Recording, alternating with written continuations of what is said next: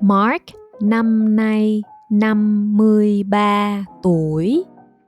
Hắn là người Ý nhưng đang sống ở Dominica.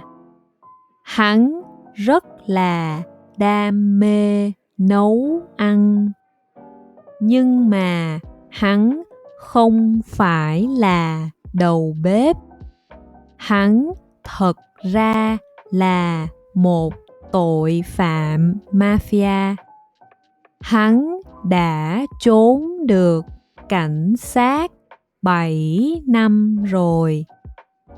Nhưng vì niềm đam mê nấu ăn, hắn và vợ đã tạo một kênh YouTube. Trong video, họ dạy nấu các món Ý và đăng lên YouTube. Mark không bao giờ để lộ mặt. Một hôm, hắn vô tình xuất hiện trong video. Mặc dù không thấy mặt, nhưng hắn đã để lộ hình xăm. Cảnh sát đã nhận ra hình xăm của hắn.